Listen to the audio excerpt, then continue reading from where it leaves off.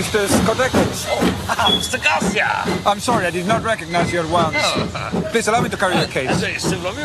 Thank you very much. I'm sorry the weather has been unkind for your visit. Ah, well, unkind for you, perhaps, but we British, you know, we're hardy souls. Ah.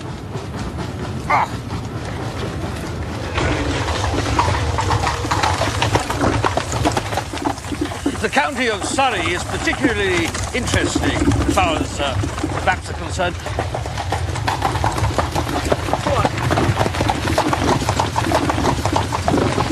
I'm looking forward to showing you my entire collection of Surrey maps. I mean, there's Moore and Ogilvy, but I've got one or two here I can show you.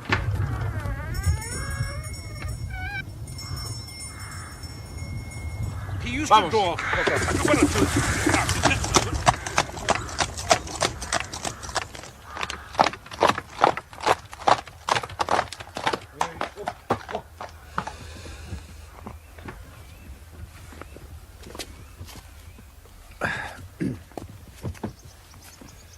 Eso va a ser todo por ahora. Puedes ensillar el caballo y guardar el coche. Ah, this is your house, is it? Yes, please. You're welcome. It's very nice. Very nice. I suppose, Watson, we must look upon you as a man of letters. How do you define the word grotesque? Grotesque? Oh, strange? Remarkable? No. Surely, there's more to it than that. Some underlying suggestion of the tragic, the terrible. If you cast your mind back to those narratives with which you've inflicted a long, suffering public, you will see how often the word grotesque has deepened into the criminal. I suppose that affair of the red-headed men was grotesque enough at the outset. Huh? Oh, that most grotesque affair. The 5 orange pips. Yes, which led straight to a murderous conspiracy. Now, the word puts me on the alert. Oh, how did you dare? I've just had the most incredible and grotesque experience. May I consult you, Scott Eccles? Post office, Charing Cross. Oh. A man or a woman? Oh, man! No woman would send a reply-paid telegram. She would have come. Did you see him? Oh, my dear Watson. You know how bored I've been since we locked up Colonel Carruthers. Life is commonplace. The newspapers are sterile. Audacity and romance seem to have passed forever from the criminal world. Of course I'll see him. Unless I'm very much mistaken, this is our client. Mr. Holmes. Thank you, Mrs. Hudson. Well, are you Mr. Holmes? Certainly. Yes, Mr. Holmes, I have just had a most singular and unpleasant experience. Really? Yes, never in my life have I been subject to such embarrassment and been placed in such a position. Please sit down, Mrs. Scott Eccles, my friend and colleague, Dr. Watson. Now, in the first place, may I ask why you have come to me at all?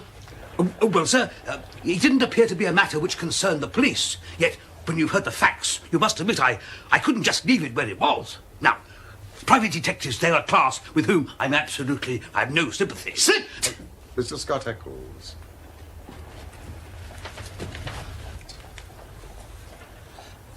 Well, nonetheless, having heard your name, Right, I sir. decided... Now, in the second place, why did you not come to me at once? What do you mean? Well, it is now 2:15. The telegram was dispatched about 1. No one could glance at your toilet in a tower without seeing that your disturbance dates from the moment of your waking. What? You're right, Mr. Holmes. Yes, I never gave a thought to my toilet. I was only too glad to get out of such a house. Oh, no, thank you. No. You see, I've been running round making inquiries before I came here. See, I called at the house agents, you know. Oh, yes. And they said that Mr. Garcia's rent was paid up all right, and that everything was in order in Wisteria Lodge. No, come, sir. You know, you're like my friend Watson, who has the bad habit of telling his stories wrong end foremost. Now, please, arrange your thoughts and let me know in their due sequence exactly what those events are, which have sent you out, unbrushed and unkempt, with your dress boots and waistcoat buttoned awry, in search of advice and assistance.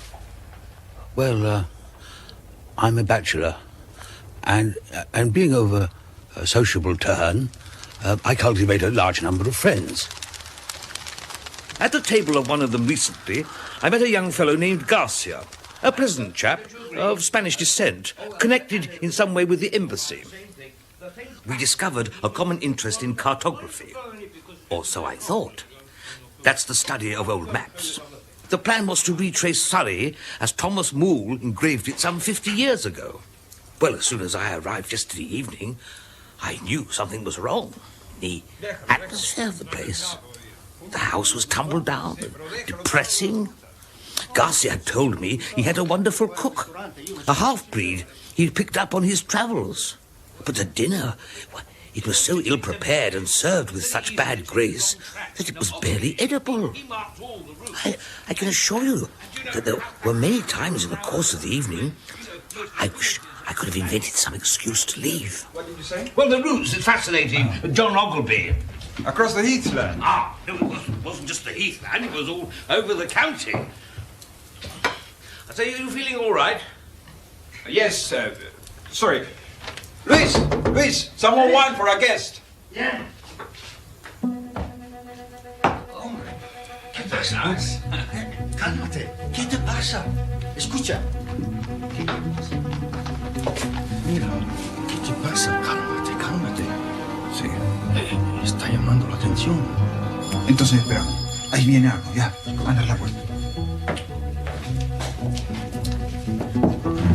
Are we expecting company?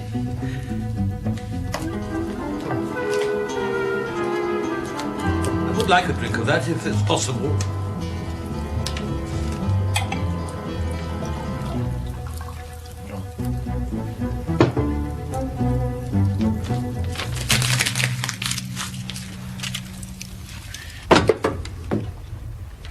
And he made no remark as to the contents of the note? None. But from that moment, he gave up all pretense of conversation. He just sat there, smoking these endless cigarettes. About 11, I was glad to get to bed. 2 hours later, he looked in at my door. Did you ring? Did I ring? Please, don't wake up. It's nearly 1 o'clock. Please go back to sleep. Good night. And now I come to the amazing part of my tale.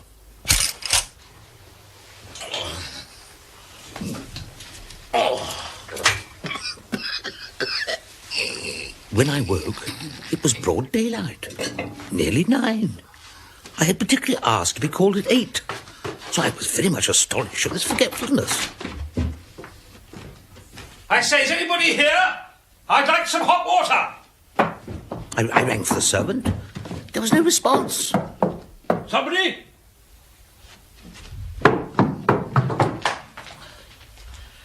I say, is there a servant available?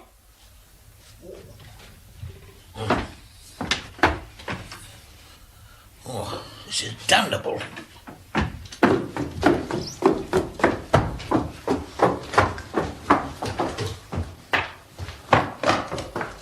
I went from room to room. All were deserted. Even my host's room. The bed had never been slept in. Foreign host, foreign footman, foreign cook, all vanished in the night.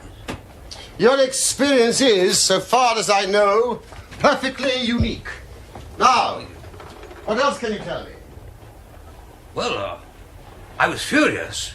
I packed my bags, and I banged the front door behind me, and I set out for Esher.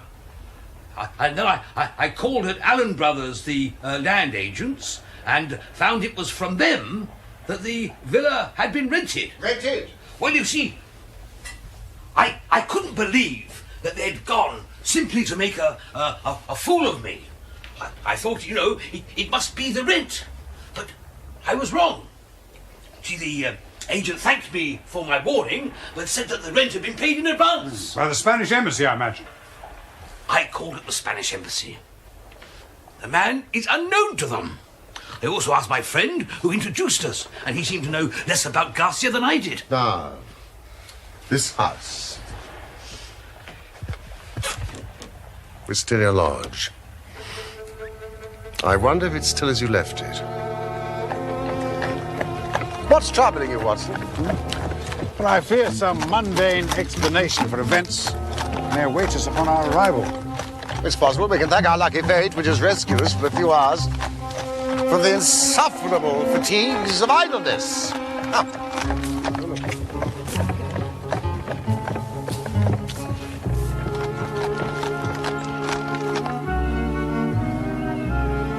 This gentleman recommends the Bull in the village. That's if we're to stay overnight. I asked him if he knew Garcia or his servants. Did he? No. Nothing unusual about the outside. Let's see what the interior holds for us. I don't suppose we can be charged with housebreaking, can we?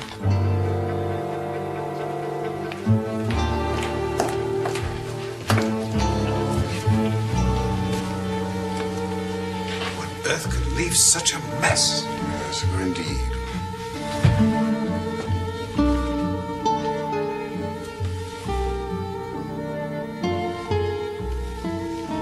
Glance around the house.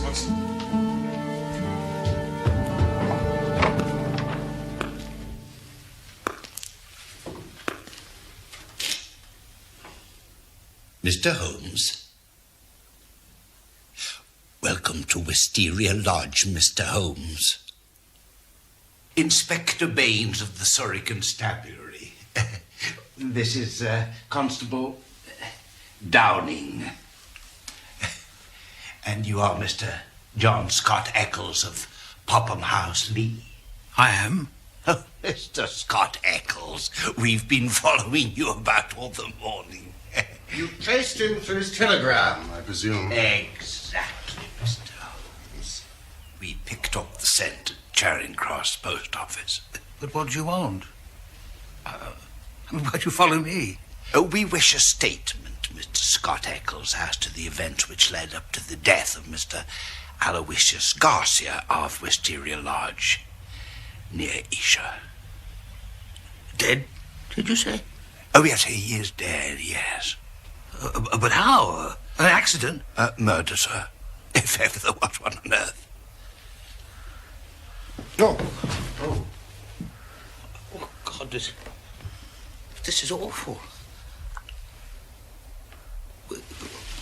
And you don't mean that I'm suspected? Well, sir, your note was found on the dead man's body. And from it we learned that you had planned to stay here in this house last night. So I did. Oh, you did you? Wait. Baines, I mean, surely all you need is a simple statement. Yes, Mr. Holmes, but it is my duty to warn Mr. Scott Eccles that it may be used against him. This is my friend and colleague, Dr. Watson, Inspector Baines. Yes, of course. Doctor, your attention. Oh, Mr. Scott Eccles, you look as if you could do with a drink. I found some brandy in the library. If you come with me, I'll show you where it is. I don't know. Oh, thank you. Es vero, sto mangiando. Tu vestito blanco. Non mi importa, non mi importa.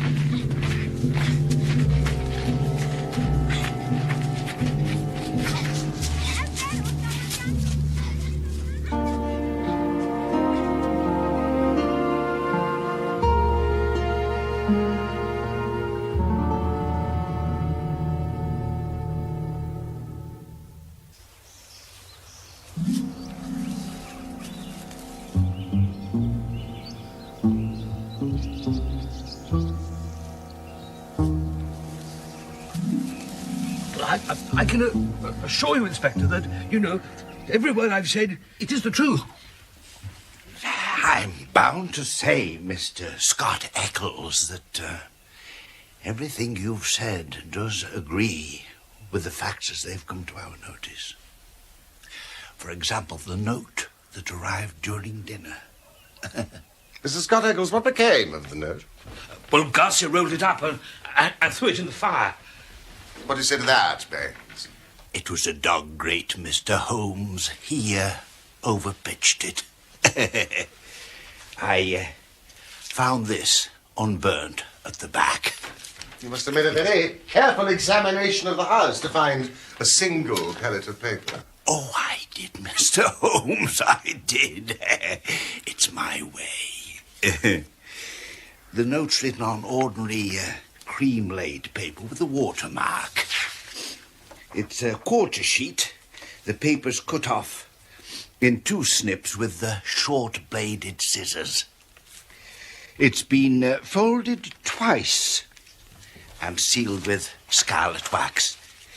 It's addressed to Mr. Garcia, Wisteria Lodge. And it says, our own colours, green and white.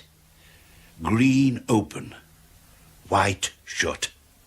Main stairs, 1st corridor, 7th right. Green bays.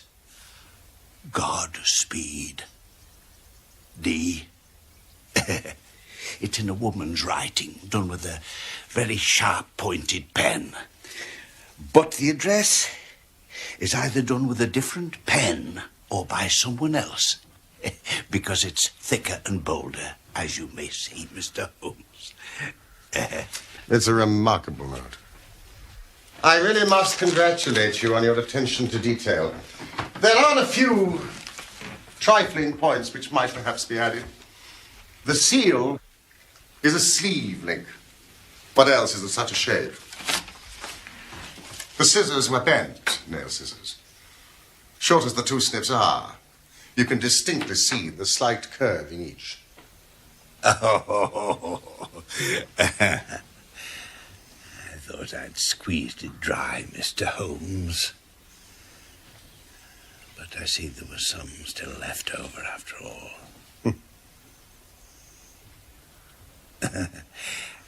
I'm bound to say that I make nothing of the note, except that something's on hand and woman, as usual, is at the bottom of it. Oh. Well, I'm very glad you found the note, Inspector, because it corroborates my story. But, you know, I do beg to point out that I haven't yet heard what has happened to Mr. Garcia, or what has become of his household. As for Mr. Garcia, well, that's easily answered. He was found dead on Oxshott Common this morning. His head had been beaten to a pulp by a sandbag, or some such object, which crushed rather than wounded.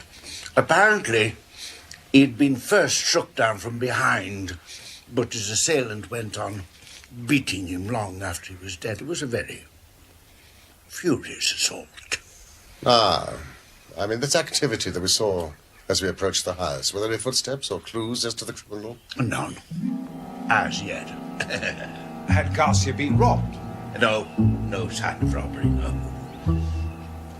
Well, our tenants seem to have left little or nothing behind them.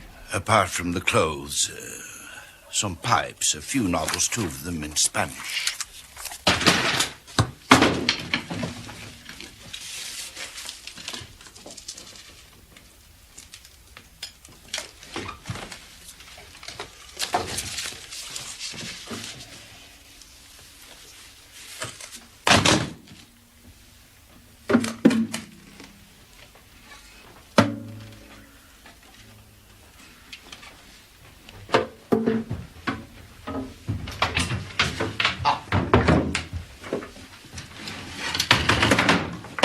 One of them is missing.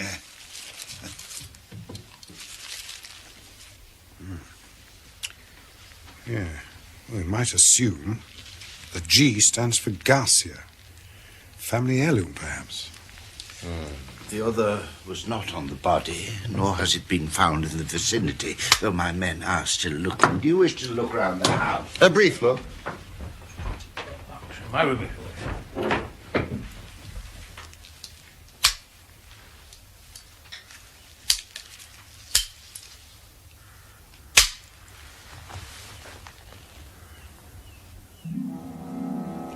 Holmes.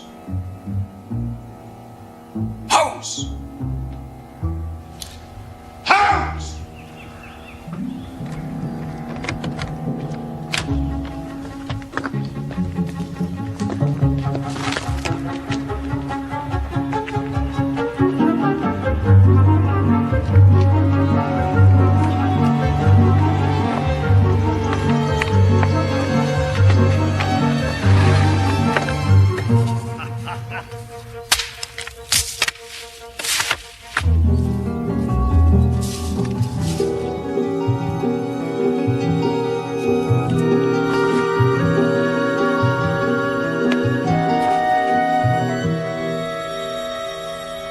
Watson! What have you seen? Could have been the devil for all I know. Staring eyes at the window. Negroid features, mulatto-like. He's got away across the fields. Maybe just as well. I don't think I could have laid hands on him. Ah, look at this. If he is all the same scale as his foot, then he is certainly a giant. Well, whoever he was, whatever he wanted, is gone for the present. And we have more important things to attend to.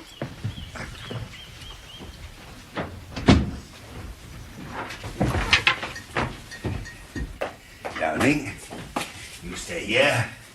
And you, sir, shall come to the station with me. Yes, sir. And let me have a written statement. Yes, certainly. I'll come at once. I hope you don't mind our collaborating with you, Inspector. Highly honoured, Mr. Holmes. Highly honoured. Inspector, is there any clue as to the exact hour of the man's death? 1 o'clock. It rained about that time, and the death certainly occurred before the rain. No! That is perfectly impossible, Mr. Baines. No, his voice is very unmistakable. I could swear to it that it was he who addressed me in my room at that very hour. Well, he spoke to me in, that funny accent of his. He said, he's nearly 1 o'clock. Remarkable, but one must not confuse the unlikely with the impossible. What does he mean by that? Certainly some strange people occupied that house, Mr. Holmes. One of them is dead. Did some of his companions follow him and murder him? If so, we should have them. For every report is watched. But my views are different, Mr. Holmes. Yes, sir. My views are very different. You have a theory. And I'll work it myself, Mr. Holmes. Your name is already made. I meant to make mine. And I should like to be able to say afterwards that I solved it without your help. Then do you follow your path and I will follow mine. Goodbye, Mr. Scott Eccles. Goodbye, Mr. Holmes. Scott Eccles. Now let us consider this note. Is there a woman involved? A jealous husband? Godspeed. Godspeed, Dean. Now that must be our guide. The man was a Spaniard. I suggest that the D stands for Dolores. It's a common female name in Spain. A Spaniard would write to a Spaniard in Spanish, Watson.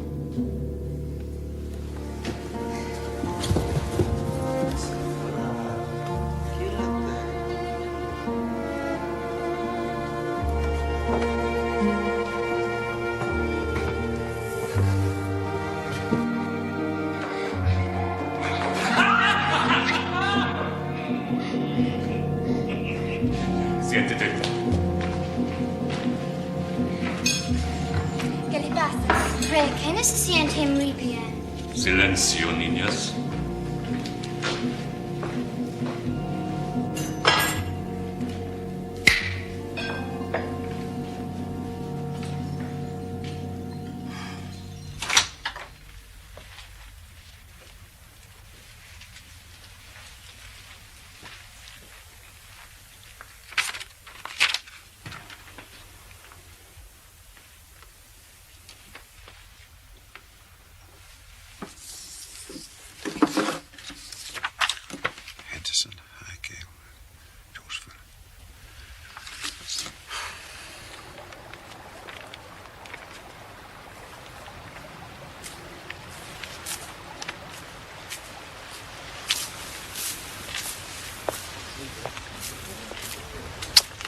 Mr. Holmes, look what I've found in a gorse bush. Excellent.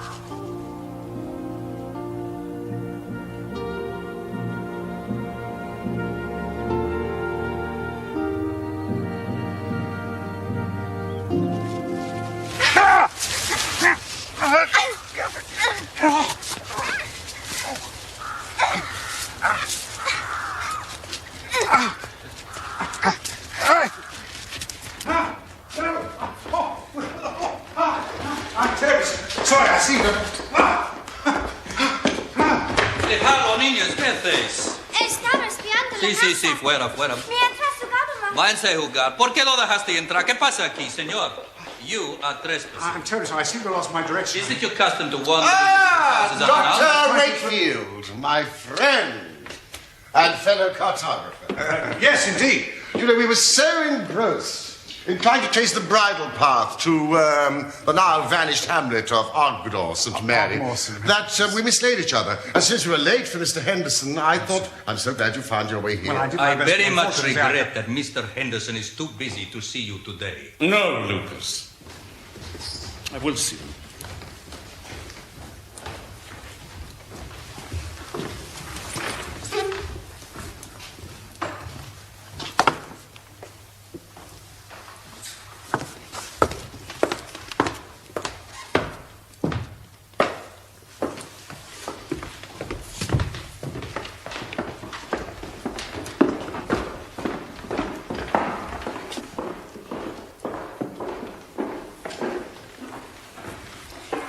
Gentlemen,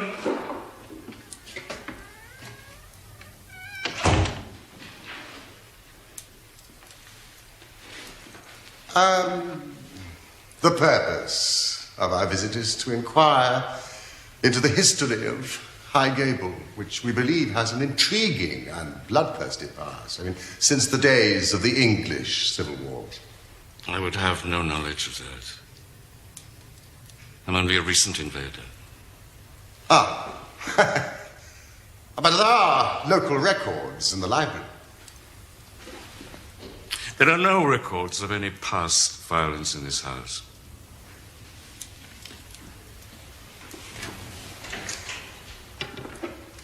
I see.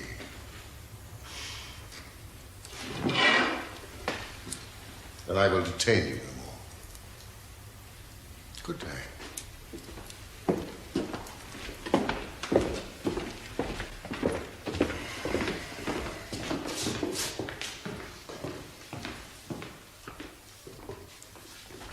I thought you were in London. For the morning only. Well, with your usual reluctance to confide your thoughts to me, I exercise my own mind in the matter. You'd circled two names on your list, Henderson and High Gable. Well, the others are prosaic, respectable people, far aloof from romance. But this man, Henderson, he's a very singular creation. Yes, indeed. As you may have noticed, no tea for me. The house is double-winged, one side the servants, the other side the family.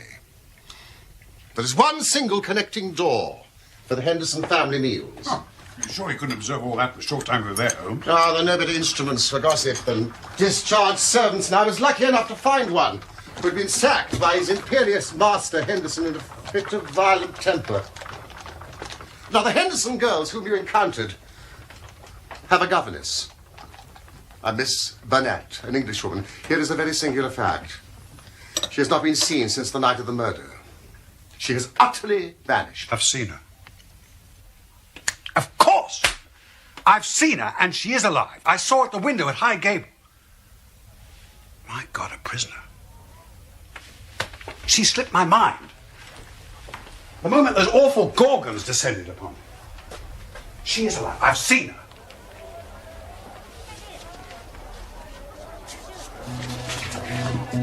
That's the man I saw and chased. Baines has arrested the wrong man. Come, Watson, quick. We will stop him.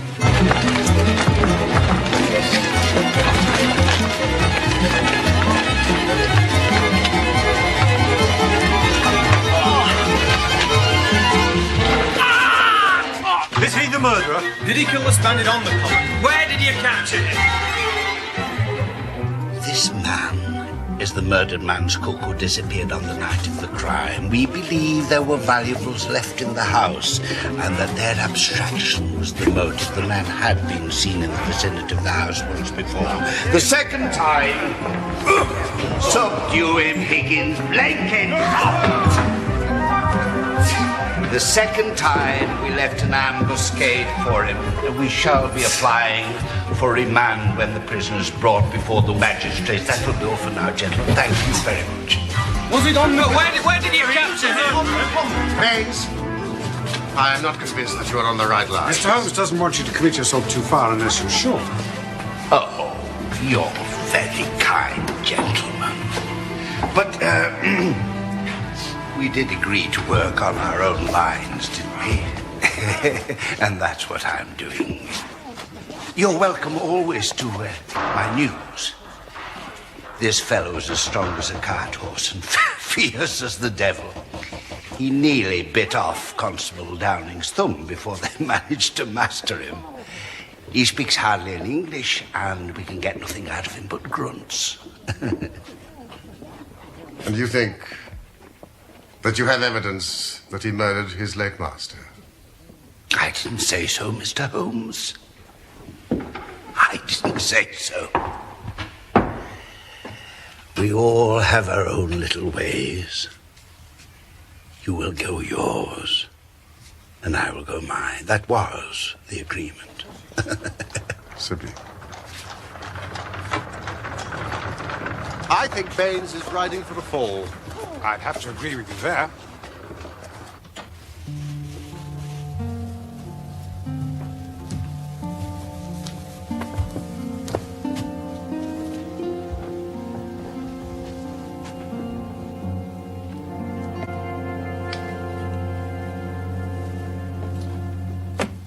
You appreciate our difficulty, Watson.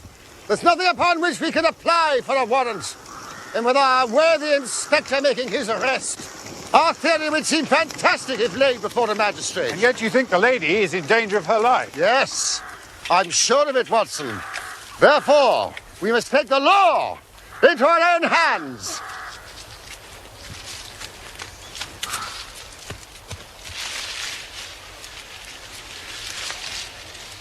Top left bay. Ah.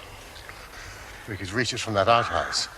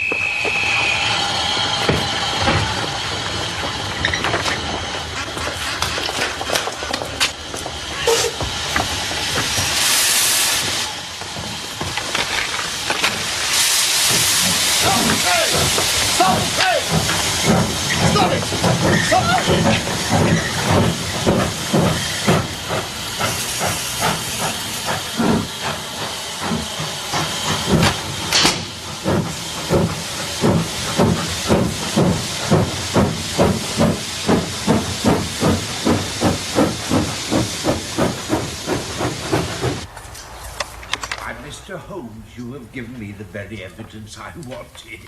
We were both on the same scent from the start. Were you after Henderson too? Why, so well, you first, and then Dr. Watson here came crawling through the undergrowth at High Gable. I was up a tree observing you both. It was just a question of who got the evidence first. Why did you arrest the mulatto?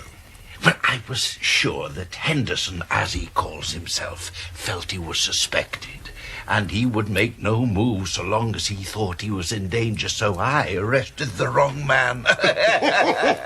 You know, you will rise high in your profession, Inspector. Oh. You have instinct and intuition. Thank you, Mr. Holmes. But we can't arrest without Miss Burnett's evidence, can we? I should be able to give you that in a moment, but tell me, who is this man, Henderson? He's Don Murillo, known as the Tiger of San Pedro. One of the most dangerous men out of Central America. Oh, indeed. A most lewd and bloodthirsty tyrant. Who imposed his odious vices upon a cowering people for almost 12 years. Was it the San Pedro colours, green and white, that first put you onto it? That and my visit to London, to the Spanish Embassy and the Foreign Office. No, please, this is your case, Inspector. Oh. 5 years ago, there was a rising against the tyrant. But it was an empty palace they stormed. Don Murillo, his secretary, 2 children, and all the wealth had escaped by ship. And from that moment, they disappeared from the face of the earth. His identity has been a subject of constant comment in the European press. We discovered him a year ago.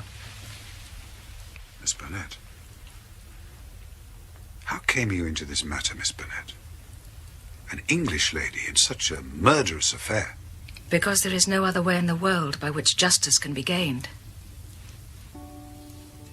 What does the law of England care about the rivers of blood shed so many years ago in San Pedro, or the shipload of treasure that this man has stolen from us? To you, they're like crimes committed in some other planet. We know. My real name is Senora Victor Durando. My husband was the minister of San Pedro in London. He met and married me there.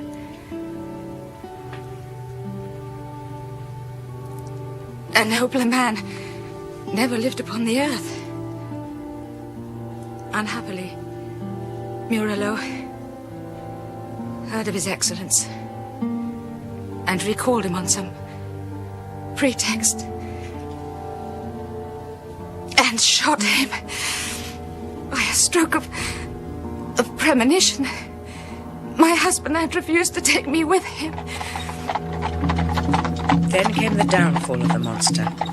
He escaped, as you have described, but the many whose lives he had ruined, whose loved ones had suffered torture and death at his hands, would not let the matter rest. We banded ourselves into a society which would never be dissolved until the work was done. It was my part to attach myself to his household and keep the others in touch with his movements. I secured the position as governess.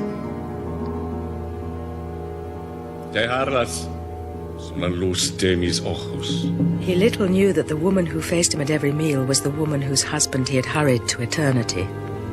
I smiled on him, did my duty to his children, and bided my time. An attempt was made in Paris and failed. We zigzagged here and there swiftly over Europe to throw off our pursuers, and finally returned to High Gable. Garcia had been waiting there for nearly a year with 2 trusty companions, all fired with the same reasons of revenge. Who was Garcia? The son of Fernando Garcia, one of the former highest dignitaries of San Pedro, who was murdered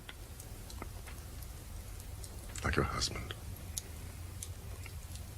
This note you sent, you say it was intercepted? During the day, Murillo took every precaution and never went out save with his satellite, Lucas. Even at night, the man was forever on the alert and continually changed his room. We had arranged that I would send Garcia final instructions. The doors would be open, and the signal of a green or white light in a window which faced the drive was to give notice if all was safe, or if the attempt had better be postponed.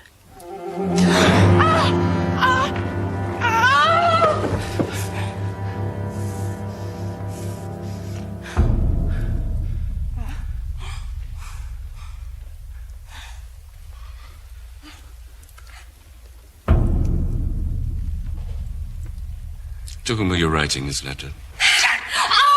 Which describes, it would seem, the room in which I intend to sleep tonight.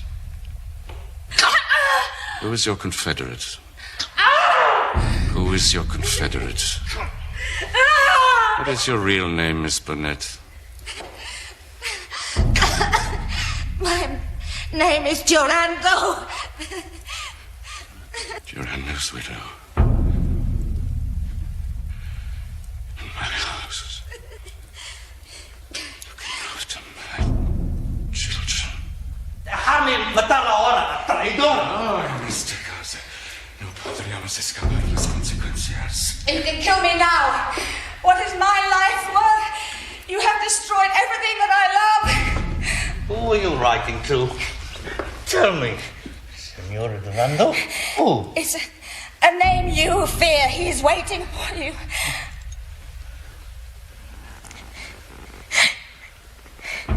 Garcia. Garcia. Garcia. ¿Dónde? ¿Dónde? Wisteria Lodge. He's waiting to dispatch you to hell. You fiends. I knew the boy well. His father was once my dearest friend. You murdered him! He betrayed me. And so did your husband.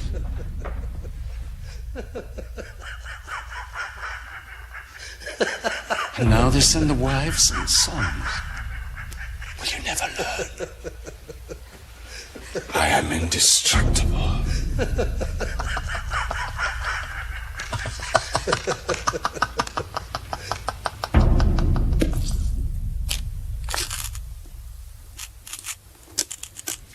At first, they were of a mind to let him enter the house and kill him as a detected burglar. But they feared the inquiry might publicly expose them.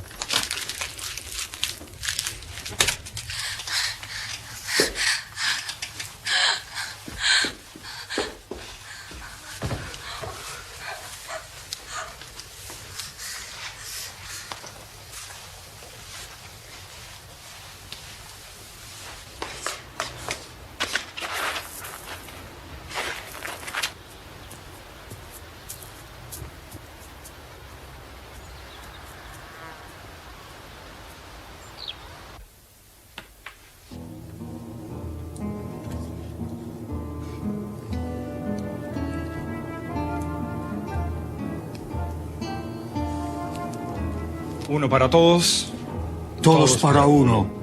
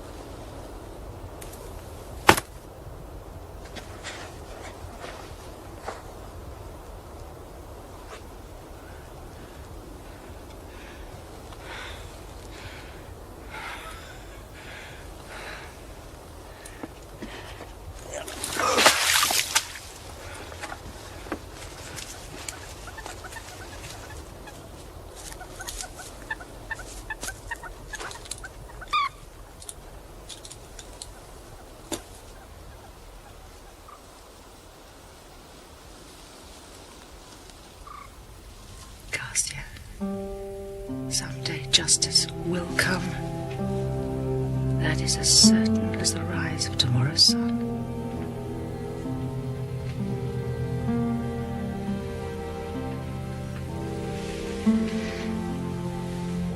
I have no doubt that my life, too, hung in the balance. For most of the time, I was confined to my room,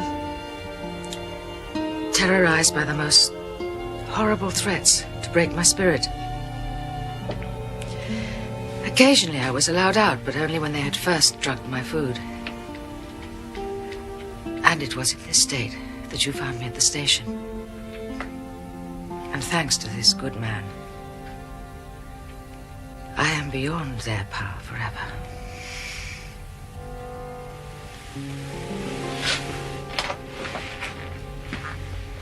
Well, Inspector, our police work is done, but our legal work begins. Exactly, Mr. Holmes, yes. Garcia's death in the hands of a plausible lawyer could look like an act of self-defense. Well, I think better the law than that. Self-defense is one thing, but to entice a man in cold blood with the object of murdering him is another, whatever danger you fear from him. I think we shall see justice done at the next Guildford Assizes. Of course, you have released the mulatto. Yes, sir, he's a free man again. And your man is with the fugitives on the train? He is, sir, yes, and I've wired Scotland Yard to have their men at Waterloo Station to receive them, yes. You know, I really must congratulate you, Inspector. Your powers, if I may say so, without offence, are superior to your opportunities. You're right, Mr. Holmes. In the provinces we stagnate. A case like this gives a man a chance.